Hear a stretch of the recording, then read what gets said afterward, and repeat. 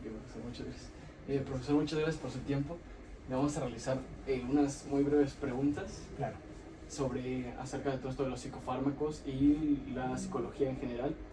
Okay. Bueno, nos gustaría que se presentara un poco, que nos diera su nombre. Bueno, mi nombre es Marco Emanuel Mercado Aca. Yo soy psicólogo y estoy trabajando en UVM Campus Puebla. Ok, pues muchas gracias. Vamos a empezar con la primera pregunta y pues nos gustaría que nos cuente cómo ha sido en estos años su experiencia como psicólogo en general. Es que es muy amplia, son muchos años también ya. ¿Algo en particular que quieran saber? Pues en lo personal me gustaría saber cómo ha sido trabajar en la parte clínica con tantas personas. Ok, es complejo porque lo que más yo he visto en mi experiencia, yo atiendo principalmente, hago terapia individual. No tengo formación para dar terapia de pareja, no tengo formación para dar terapia infantil,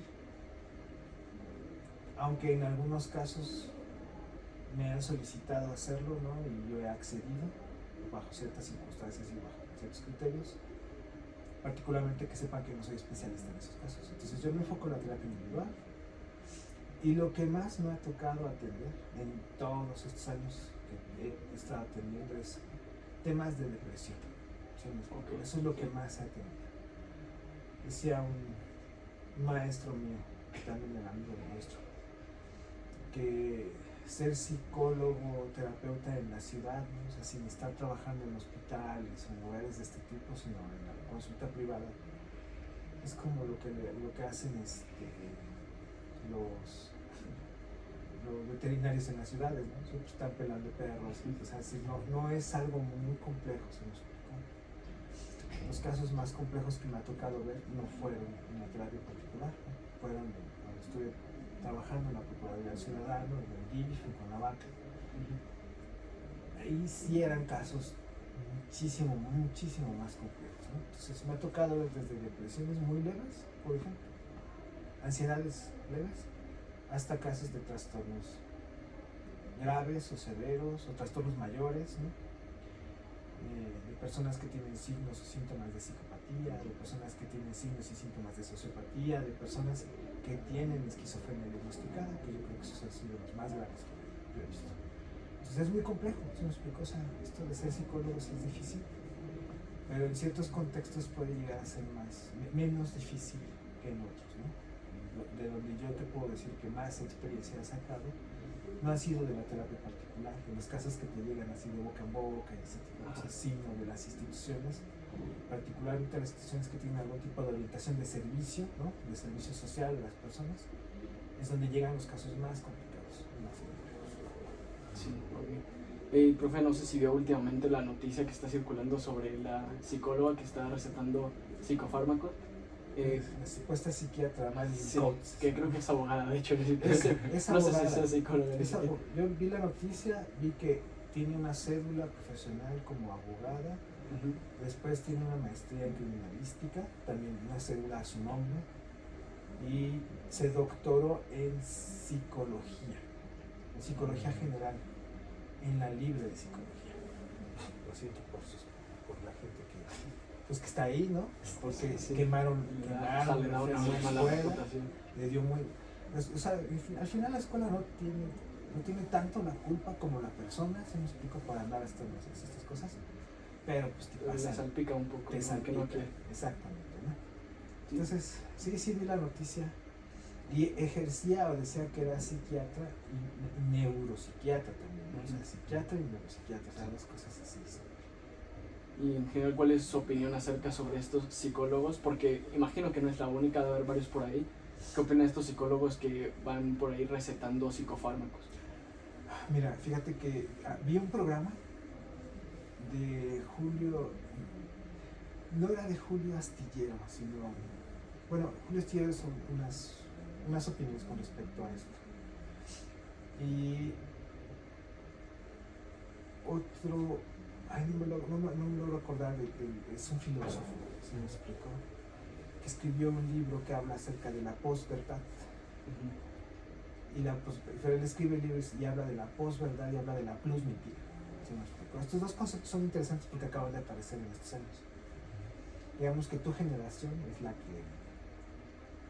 que va a tener la fortuna de poder decir que ustedes son los primeros en hablar de estos conceptos, ¿no? Este rollo de la posverdad, ¿no? Es como yo lo entiendo de esta manera, no que estoy diciendo que sea esto, ¿no? Si yo lo entiendo o yo lo interpreto de esta forma, es un fenómeno que tiene que ver con el control de los medios de comunicación, de los medios masivos de comunicación y de la forma en cómo se trata la verdad. Entonces hay una verdad tratada, hay una verdad maquillada, golpeada, manoseada. Pero también hay una cantidad enorme de mentiras. No sé si uno de los fenómenos cotidianos de hoy es la cantidad de mentiras que se dicen. ¿Sí me explico? O sea, esa es una de las cosas que más nos están asolando. O sea, por cada noticia aparecen 10, 20, 30 reproducciones, 30 falsas, y las 30 falsas se reproducen exponencialmente a una velocidad así, indiscriminada, ¿no? Entonces hay una posverdad, ¿no? Hay una verdad manoseada, ¿sí? Tratada, muy masticada, pero también hay una mentira así, exponencial, ¿no? Eso se llama plus mentira, ¿no? Es una cosa de mentira así a mansalva. De tal manera que las personas se ven vulneradas en su derecho básico de tener acceso a la información y tener acceso a una información veraz, ¿no? Entonces lo que hace esta señora es justamente mentir deliberadamente, pues, para beneficiarse económicamente. Que mi opinión sobre eso, pues, es bajo, ¿no? Es vulgar, es enfermizo, ¿no? Es decir, ya no solamente es una cuestión de ver el interés, sino algún trastorno debe de haber incorporado en ese fenómeno, ¿no? Y hay varios trastornos de la personalidad que involucran la mentira como un signo, además de la mitomanía, digamos, ¿no? Sí. Hablando de que además lo que está haciendo es ilegal, ¿no? Además de que lo que está haciendo es ilegal, exactamente. Es un delito, básicamente, ¿no? Sí. ¿Qué tiene que pasar? Lo tiene pues esperamos que sí pague consecuencias, obviamente. Eso y que los mecanismos de regulación regulen, o sea, que realmente hagan lo que se supone que tienen que hacer, ¿sí me explico? Y es muy triste porque yo en todos los sentidos estoy a favor de confiar, ¿no? Es decir, siempre, si tú me preguntas si hay que confiar o desconfiar, yo siempre te voy a contestar que hay que confiar, siempre. Pero bueno, pues eso no nos quita que va a haber personas siempre, ¿no?, que quieran abusar de la confianza de otra persona. Y para eso es la regulación. Para los frijoles en el arroz, ¿me explico? Para las cosas que son negativas. Los demás, o sea, podemos seguir confiando, pues, pero de modo, o sea, hay que hacerlo. No queda opción. Pues sí. Regular. Triste. Es la mejor. Sí, no queda de... Confiar, pero también corroborar, ¿no? Exactamente, confiar y corroborar. Exacto. Sí. Bueno, profesor, ya a lo largo de toda su carrera, ¿hay algún caso en específico que recuerde? Ya sea porque fue o muy complicado, porque fue su primer caso, o porque simplemente lo marcó. Sí, hay varios. Me acuerdo mucho de mi primer caso. Una depresión así, fuertísima. Una señora que llegó con muchísima depresión, o sea, bueno, tenía signos visibles de depresión, ¿no? Poco aseo personal, descuidada, ¿no? O sea, mal alineada. Una situación muy compleja, ¿no? Una situación matrimonial muy, muy compleja. De verdad muy compleja, porque ella literalmente fue robada, abusada sexualmente, obligada a tener los hijos de la persona que se la robó y que abusó de ella sexualmente. Y que de alguna manera, durante el proceso, fue un proceso corto realmente, porque el modelo fue un modelo de tratamiento breve, ¿no? Trabajamos 12 sesiones, un poquito menos de 12 sesiones, no acuerdo si 10 o 11. Y la persona que llegó al consultorio y la persona que se fue eran dos personas totalmente diferentes, ¿no? Totalmente diferentes. Evidentemente tuve el enorme beneficio de que la persona quería trabajar y quería cambiar y tenía una enorme necesidad del cambio y del proceso. Y yo creo que eso fue lo que hizo que fuera un proceso muy exitoso, porque pues, literalmente yo tenía cero experiencia, bueno, una experiencia muy corta, ¿no? una breve estancia en el STEP. Antes, y este momento me tocó durante mi servicio social, pero ya en el servicio a mí ya me tocaba atender de forma, sin explicar. Y ese fue mi primer caso en el servicio. La verdad fue una cosa muy satisfactoria. Pero hacer un caso tan pesado así de primeras, ¿cómo llegó a manejar la presión? No te puedo explicar si hay un mecanismo específicamente, porque yo no usé ninguna estrategia así de concentración, ni de memorización, ni de respiración, ni de manejo, de nada, ¿sí me explico? En realidad, yo creo que muchas cosas abonaron porque fue un caso tan complejo, ¿no? Que de inicio lo que me pasó fue que genuinamente me preocupé mucho por la señora, es decir, genuinamente me sucedió que me tocó, ¿no? O sea, todo lo que me estaba diciendo. No tenía yo la piel tan robusta como ahora, porque ahorita ya no es tan fácil que los casos te toquen de la forma en cómo me tocó esa situación. Y yo creo que eso provocó que yo me involucrara en el sentido de motivación muchísimo más en la atención que le ponía, en las cosas que me decía, en los detalles que me narraba y cómo yo se los renarraba, digamos, se los repetía. Estas técnicas que tenemos para reencuadrar, ¿no? Para redefinir las cosas. Yo me sentía como muy agudo, ¿no? Por la naturaleza del caso en esos momentos. Y en realidad pienso yo que esta forma de canalizar lo que estaba yo sintiendo hacia el caso, ¿no? Y hacia la solución y hacia ponerle atención a la señora fue lo que hizo que fuera como exitoso, pero en realidad no es que yo hiciera algo conscientemente, sino que la naturaleza del caso y las características de la persona y la forma en cómo se relacionaba ella con las demás personas también condujeron todo esto, ¿no? O sea, yo tenía mi forma y empatamos, porque no empatas con toda la gente, ¿no? Es decir, me acaba de pasar ahorita, ¿no? Un chavito que, ¿no? O sea, sencillamente no pudimos hacer ese clic, no se puede establecer ese rapport. Y si no hay rapport, pues no puedes establecer una alianza, ¿no? Y con la señora yo, claramente, ¿no? O sea, es decir, pasaron 2 sesiones y ya había una alianza terapéutica muy fuerte entre ella y yo, y pum, ¿no? Es decir, eso fue como muy natural, ¿sí me explicó? O sea, creo que corrí con mucha suerte también, ¿no? Que no a todo el mundo le pasa, pues, ¿no? A mí me pasó. Fluye bien, entonces. Sí, muy bien. Bueno, ahora nos gustaría saber si ha tenido la experiencia de trabajar con algún psiquiatra, y si no, ¿cómo cree que sería? He tenido experiencia de trabajar con psiquiatras, pero no de manera cercana o cara a cara. Digamos que me llegan los pacientes bajo tratamiento psiquiátrico y entonces son los usuarios los que me van diciendo, bueno, mi psiquiatra me canaliza, mi psiquiatra me pidió que buscara a un terapeuta, llegué contigo por recomendación, por lo que tú quieras, ¿no? Entonces quisiera yo empezar a trabajar contigo.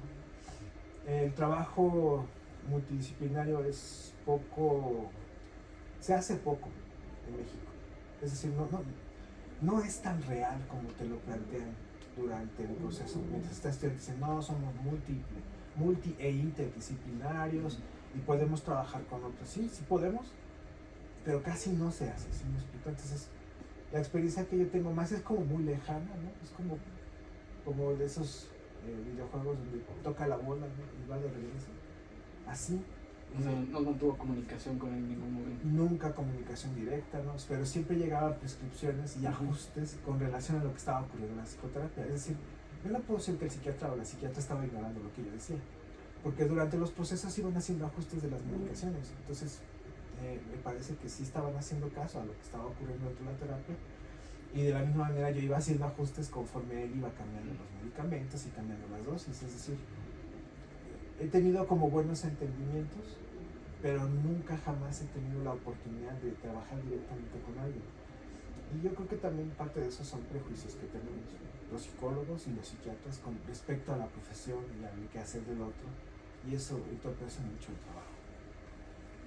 Ahora, ¿cómo cree que un psicólogo clínico podría intervenir a alguien que esté tomando medicación? Bueno, es complicado, ¿no? Te voy a platicar, te voy a decir los entendidos que yo tengo al respecto. En primer lugar, una persona que está bajo control, ¿no? se supone que llega a ese control psiquiátrico del medicamento después de distintos tipos de estudios. Es decir, es muy frecuente ver que llega una persona con un psiquiatra porque antes ya fue con otro especialista y ese especialista lo derivó. Inclusive muchos psicólogos lo que hacemos cuando detectamos casos, ¿no?, de depresión severa, grave, de ansiedad generalizado, ya cuando tú identificas ese tipo de cosas no te los quedas tú. O sea, no le juegas a decir, ay, pues yo puedo curar la ansiedad o la depresión, como la señora esta que decía que en 7 días te lo quitaba, ¿no? Uno tiene que llamar a un psiquiatra, uno tiene que llamar o tener un contacto y decirle a la persona con la que estás trabajando, estos síntomas que tú tienes ya no son leves, ya no son cosas que con terapia se puedan controlar de manera fácil o de manera sencilla. Si la persona no tiene prejuicio ante el consumo de medicamentos, bueno, pues va a ser sencillo llevarlo a una instancia psiquiátrica. Si las personas tienen prejuicios ante la toma de pastillas, pues muchas veces te van a pedir que continúes tú con el servicio. Y ahí sí tendrás que tomar una decisión ética, ¿no?, de si vas a permitir que una persona que requiere la medicación se mantenga contigo, o si te vas a aventar tú y vas a absorber las consecuencias de ese tipo de situaciones, ¿no? Que ese es el tema, en fin. Si una persona llega y necesita algún tipo de atención psiquiátrica porque ya está alucinando, porque ya tiene cosas que la psicoterapia no trata, ¿me explico? La terapia no trata a personas esquizofrénicas. O sea, sí servimos como apoyo para el tratamiento, pero no tenemos un tratamiento para la esquizofrenia, aunque algún tiempo se ensayaron, hubo varios intentos de ensayos clínicos para el tratamiento de trastornos mayores sin éxito o con muy pequeñito éxito. Entonces, más bien hay que estar preparadas y preparados para absorber una serie de consecuencias en caso de que decidas tomar una decisión éticamente errónea desde mi punto de vista, o para derivar prontamente a las personas para que acudan con un psiquiatra, que puedan iniciar su proceso de usar su medicación, pero primero que tengan su diagnóstico apropiado, inicie su proceso de medicación y tú ya puedas apoyar el tratamiento psiquiátrico con la psicoterapia. Eso es lo que yo pienso. Y ya por último, con todo lo que nos dice, que es bastante difícil, en los casos de que el paciente no está progresando, ¿cómo maneja esa situación? Casi siempre, bueno, desde la óptica que yo tengo, cuando las personas no progresan es porque el terapeuta ya se convierte en parte del problema. Es decir, la interacción que has entablado con las personas, lejos de llevarlo lejos de la situación problemática, te hace parte de los problemas. Entonces, cuando una persona no está reaccionando al tratamiento, ¿no?, lo primero que hay que hacer es reconocerlo, nombrarlo con la persona con la que estás trabajando. Eso es indispensable. Y lo segundo es, siempre planteamos la posibilidad de derivar a nuestros usuarios con otras personas. Lo que yo tengo claro, o sea, muchas veces las personas no quieren dejar el proceso, ¿sí me explico? Pero bueno, y luego muchas veces los psicólogos tampoco queremos, ¿no? Nos pegan el ego, nos pegan la economía, nos pegan en múltiples maneras perder un usuario. Pero definitivamente, pues lo que va a hablar de la calidad del tipo de profesional que eres es que tengas la capacidad primero de reconocer que no estás preparado, que no eres apto para el manejo clínico de ese tipo de pacientes o de ese tipo de problemáticas, y que eso te dé ese valor, ¿no? Ese valor de reconocer eso te dé el valor para derivar a las personas, para decir, esto no está avanzando, ¿no? Es seguro que tiene que ver con algo conmigo, porque es imposible que tú seas el problema nada más, ¿no? Uh-huh. O sea, seguro, cuando inicias una relación terapéutica, pues ahí ya están de por medio las interacciones de ambos, y entonces ahora sí, en el momento en el que podemos reconocer que esto no está funcionando, que no está avanzando, lo lógico, o sea, lo ético otra vez es derivar a esa persona con un terapeuta. De preferencia, si tú detectaste, ¿no?, que hay alguna situación específica, pues busca a alguien o trata de derivar a esa persona con alguien que sea especialista en ese tipo de problemas. Y basado en su experiencia, ¿no cree que muchas veces si se habla con el paciente sobre que no está funcionando con él y lo deriva, cuando llegue con el siguiente psicólogo no llegará ya desganado, pensando que tampoco va a funcionar? O sea, pues la verdad, yo no tengo conocimiento, yo personalmente no he hecho un seguimiento de las personas que he derivado para preguntarles, oye, ¿cómo te va? ¿Cómo te sientes? ¿No? No lo he hecho. De hecho, ni siquiera estoy seguro si se debe de hacer, ¿no? ¿Le ha llegado a usted pacientes que le hayan derivado? Sí, me han llegado pacientes que me han derivado, pero nunca he sabido si es en ese tipo de condiciones, porque esa parte no la pregunto, ¿se me explico? Digo, es muy probable que sí, la verdad, no es algo que haya yo puntualmente preguntado, oye, ¿te deriva tal psicóloga o tal psicólogo? No sé, 9 de cada 10 de las personas que me tocan son derivados por otros pacientes, no por otro psicólogo. O sea, solamente una vez me pasó que me dijeran que, bueno, no, ya ha habido en algunas ocasiones que otros psicólogos me derivan usuarios. Mi experiencia es que no he concretado esas terapias, o sea, no se han podido concretar, no se han hecho, ¿no? Entonces, ignoro si he sido por esa razón o por cualquier otra razón. Okay. La verdad no sabía decirte eso, pero puede ser que sí, o sea, sí es posible. Bueno, pues no nos queda más que agradecerle por su tiempo y por la oportunidad. Al contrario, muchas gracias a ustedes, chicos. Gracias por Bien, su tiempo. cuídense.